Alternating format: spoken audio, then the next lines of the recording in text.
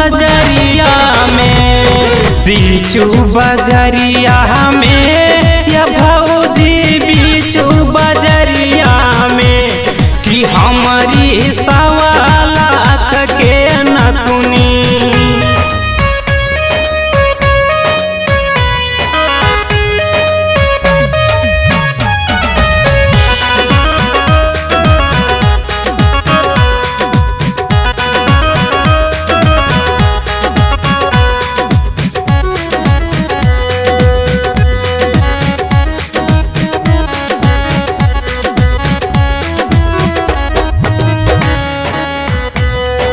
रहल राजा जी के निशानी हो गईल बहुत बड़ी हानि, कि हो गईल बहुत बड़ी हानि।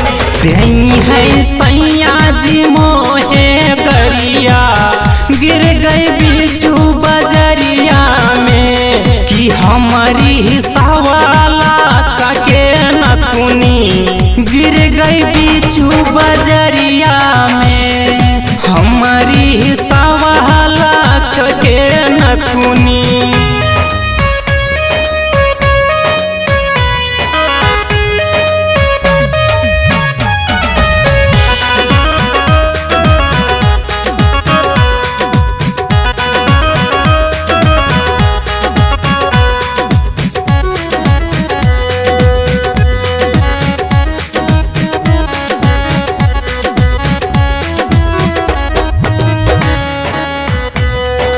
जइबै पियावा के जब घरवा, बूढ़ा मरी है हमके तनावा हो, बूढ़ा मरी है हमके तनावा। बोलिया बोलेली छोटे की नदिया गिर गई बीचू बजरिया में कि हमारी 1.25 लाख के नथुनी गिर गई बीचू बजरिया में, हमारी 1.25 लाख के नथुनी।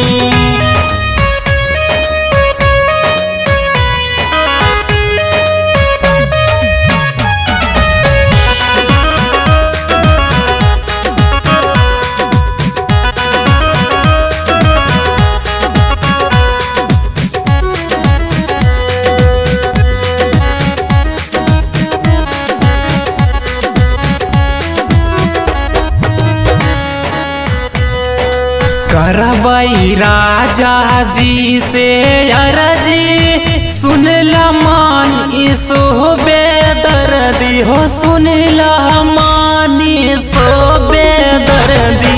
सत्या हमके सतावे फिक्रिया गिर गई बीचू बजरिया में कि हमारी 1.25 लाख के नथुनी गिर गई बीचू बजरिया में।